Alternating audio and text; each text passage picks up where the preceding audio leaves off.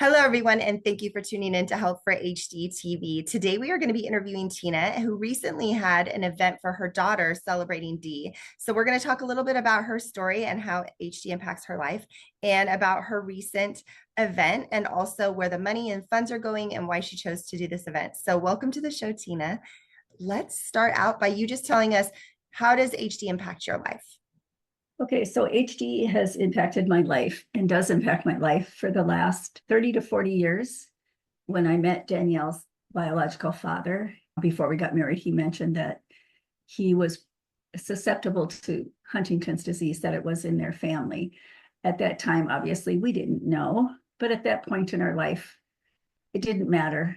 We wanted to begin a life together, and so we did.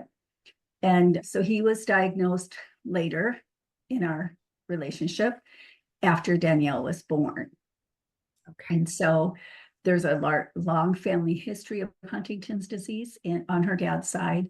And I knew of the possibility, but I really didn't know what all that entailed at that younger age, at that early stage in our life. But we quickly learned.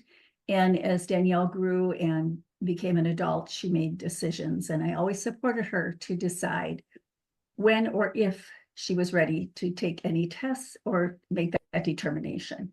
She made lots of life decisions based on multiple things, but during the height of COVID, she was experiencing multiple health issues. She's type 1 diabetic, she has chronic migraines and allergies and different things like that. And things were just getting out of control. So the reason she tested was to eliminate the obvious if that wasn't part of the process. She's HD positive. And so we are living life to the best we can with what we have and what we know now. And so the celebration came in 2005. Danielle and I changed our life and we moved from North Dakota to the Twin Cities area in Minneapolis. And I read a story about someone doing something similar for a sibling that was diagnosed with terminal cancer to celebrate life and relationships before she was gone. And so that stuck with me. And I always have wanted that for myself, but also for my daughter, especially after many friends have asked me what they could do, and just noticing changes in her and how things have changed for her and wondering why these things are happening. And so I said, support, always stay in touch. That's so important. So we planned this big event for her so that we could bring family and friends together so she could let them know how much they have impacted and meant to her in her lifetime while she can articulate well, and vice versa. And so we had a celebration. So we went through the whole nine. She planned a theme, she planned a venue, we had a DJ, dinner, the works. Well, when you bring a bunch of people together, my family's large. What are you going to do for a full weekend when it's not the day of the event? You want to do something. Many of us are outdoor activists and like to golf or like to walk. So I said, why don't we turn it into a fundraiser? And so it began. That's it. What was her theme that she came up with that she wanted for her event? Tropical. So we had, tropical and then Mediterranean. So the design in the room was tropical and the cuisine was Mediterranean. Yeah, that's awesome. So walk us through. So not only did you do a golf or a walk, you did both. Yes. And so let's talk about the fundraiser real quick and also what happened during the fundraiser, because I think it's a testament to how wonderful your family and friends are for what happened and then what the outcome actually was. Okay, like I said, many of us are outdoor activists in all kinds of different ways. And first I thought, well, maybe we could golf. Once we picked the venue, there was a beautiful park there to walk, a path that was already outlined. And I thought, well, a few trips around the path, 5K, that's easy to do. Most people can do that. And golfing was just down not too far. So I said, for those of us that like to walk, we can walk and kids can play in the park. And this park had splash pad. It's a beautiful park, amazing. And then the golf country club was within just a few miles away, so it made it convenient. And as I learned and talked to different people about how to do this golf tournament, and what you include or don't include, it morphed. It morphed. And it got to be a lot bigger than I thought. 3 events for one weekend. It worked out well. Lots of sponsors, family members, friends. I have lots of artistic, creative people. So they did things for me and made things for me, some of which I purchased, some of which I did not. That was donated. And I, you know, sent many emails and contacted many businesses in the area to try to get donations, funding, and or gifts, prizes, so that this tournament would and this fundraiser would turn out to something that people would not only be contributing to, but feel like they got something in return as well. Because generally, I'm told, especially golf tournaments, people don't mind paying fees if they get a little something in return. Sure. So, yeah. That's great. And then, so let's go to the actual event, the reason why this all started. How did you feel that well, so why celebrating D? Celebrating D is because her name is Danielle, and she has multiple nicknames that begin with the letter D, but a lot of people call her D. And many of her friends, children, and her cousins' children call her D or Auntie D. And so that's easy to say, Yeah, and it just flowed together. And so we just went with celebrating D. that's great. And Yeah. then how did you think Danielle handled this in the beginning of it? Did she seem like she was really excited, really engaged? Was she a little sometimes pulled back? How did this whole process go with her? Excited, but she also got a little stressed, a little because it became overwhelming at times. And I just would remind her I got this. I got you. This is about you. We're not going to combine it with anything else, but I'm here for you. So let me handle the details. You tell me the certain things that you want, and I will make it happen. You don't have to take care of it all. And as much as she loves to do that, it did. It got to be a little bit overwhelming. And once she arrived at the idea that I could take care of it for her, even though she's known that I do this and I've done many things like this. And we come from a big family, so we've been very instrumental in supporting others and doing big events. So once she got to that and we got what she thought the most important things were, the decisions made, then it became a little bit more easy for her and she was able to relax. She had a special dress she had a year in advance. Once she got her theme settled, she started ordering arrangements and purchasing for the centerpieces that she wanted. And she wanted to make it cost effective, of course. And she wanted to contribute financially as much as she could too. So just reminding her that it was a partnership and she wasn't in it alone. And she had a lot of support was really helpful, I think, for her and for both of us. Yeah. And so the day of, I'm sure she had a wonderful time. She did. We had really good friends of ours. We have a spa that we go to for little things that we like to have done, whether you brows, different things like that, facials, whatever.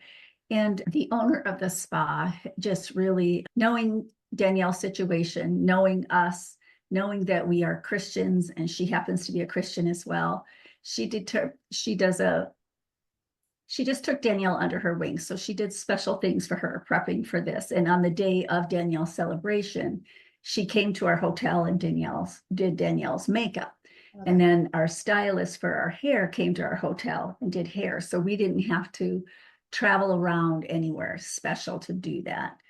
And so that was very personal to her and just gave her that little extra special TLC that anyone that's celebrating, if she were to be a bride, would have had. And that was important to me to make her feel as special as we possibly could on that day, that this was all about her. Yes, that's awesome. And then, so after the event, how did she feel? Did she feel like overwhelmed with so many people, so much love? Was it like she was really happy. She really fatigue with this condition and where she's at is really a factor. And overstimulating anybody can be a factor, but especially when you have a challenge like Huntington's does to your system, to your body, to your mental capacity. And while it was a huge weekend and she loved all the attention and just interacting and having all those people and kids, because she wanted kids, she loves kids.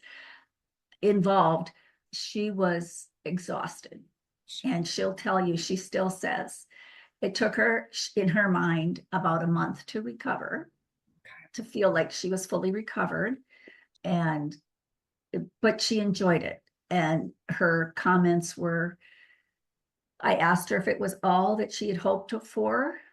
And she said, yes, it was all she could hope for and more. She got to have her mother-daughter dance. She got to have all her friends together. She, she just was overwhelmed with joy and just felt blessed that everybody could be together like that and just affirm relationships. It really meant a lot to her. And as a parent, I can't even describe how much it meant to me to see her receive that and know that. I just feel like it's really important for people to know regrets are too late. We should have, could have, would have. Those are too late. And I just am not about that. I'm just not. Yeah. Well, and what a blessing that you read that article, because a lot of people really want to do this right and walk this right and do the right thing, but just don't know how. And sometimes, hopefully, someone watches this show and says, "I never even thought about celebrating my loved one before they're gone," and let them be a part of that beautiful time of reflection of what that person means and what, and then also let that person reciprocate what you mean to them. At a funeral, that doesn't happen, or a service, celebration of life, even to an extent it does, but you don't get that person there to hear it, see their expressions, and then Right, reciprocate right. how they feel. I think that's a beautiful thing. Many of her friends and even my family just said that is a memory that will last forever, unlike any that they've had before, because she was there. And to be able to share that with her and see just relatives, to see her group of friends from high school and college that have been with her. We chose a friend of hers that they went to pre-K together, and they've been friends since daycare days. Oh, wow. And he was her MC. And of course, we've seen him a couple times since then, and we keep in touch with him. But just to see those relationships, and just when I had cued my family, I said, when Danielle's tired and she's done with this mother-daughter dance, I'll cue you and I'll cue the DJ, and you all come to the floor. And I had them play We Are Family, that song. Yeah. And the whole room just encircled her on the floor and joined in the celebration there. And so different times when they circled around her and sat with her at the table because she couldn't at that moment go dance or whatever. Just, we have lots of pictures like that. And a few times where they bookended her in and took her to the dance floor and made sure she could dance, because she was so excited, overstimulated, and tired, Yeah. exhausted in a good way. Yeah. In a good way. And so people just look at that and go, how awesome is it she has friends that have stuck this together this long to Yeah. bring people together like that, and family as well, so vice versa. So it was really just heartwarming. Yeah. So to the event, when the funds that were raised, when Help for HD does a fundraiser, our promise to the community is always we don't take any overhead for ourselves, for admin. The money goes where you want it to go, and then you just pay expense, and then all the money goes. And you chose the relief fund. You chose the family relief fund when you came and decided to do this fundraiser through Help for HD. You thought that would be a really good place for the funds to go. Why did you choose the relief fund, the family relief fund, and the holiday funds? Because there's such a need.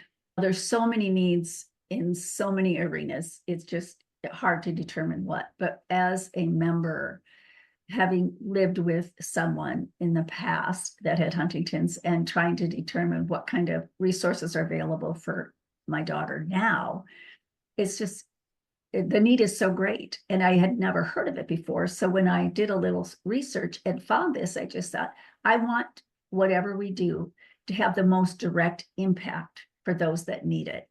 And to me, at this point, I just thought the Family Relief Fund would be a good way to do that. And Danielle agreed with that choice. Yeah. Directly impacting her community. Yeah. Today, right? Yes. Yeah. And so just to let all of our listeners and watchers know, Celebrating D raised over $13,000. And all of that money went to the Family Relief Fund. And I'm sure a lot of you are familiar with the Family Relief Fund. We've helped with genetic testing. We've helped with co-pays. We've helped with medical equipment. We've helped, we just opened the disaster relief fund for North Carolina and West Florida, helping people with food and things when their whole electricity was out for weeks. They all lost their food. They lost their homes, some of them. So we stepped in. Everyone knows with Huntington's, our loved ones take in an immense amount of calories. So to lose a whole kitchen of food is devastating. So we stepped in and we helped with that. We just opened our first holiday program. It filled up in 2 days of people that requested food and help of quality of life essentials during November. We will open 3 programs. Actually, when this airs, 3 programs will be open for December. That's the toy program, the JHC program for the children suffering with Huntington's, and of course the food program and quality of life program again. These programs happen because of things like what Tina and Danielle decided to do. We get calls and requests for help all the time. We know Huntington's brings financial, emotional, and physical devastation to our families. Caregivers can't work. Of course, our loved ones can't work anymore. So we feel very honored to be able to provide this program as a company, but also for the support like Celebrating D that steps in and says, hey, we want to make an impact. We want to help and stand by you so we can directly help people that need help right now. Research is so important. Care is so important. But there's also the everyday living that we face and the challenges we face living every day with Huntington's disease. So this is one very special program with a direct impact. So thank you so much, Tina, to you. And thank you to Danielle for choosing this beautiful celebration, but the funds that came through to go to directly to your guys' community and direct help. And it's gotten out there. We're flying. Money is, at the end of this whole thing, we put out 30,000 in genetic testing, over $35,000 out in relief fund helps us so far. And then we, of course, we're doing the relief van for a period, which is we're at 42,000. So money is going out. It's directly impacting people today. So thank you for that. And any final thoughts before we close up the show?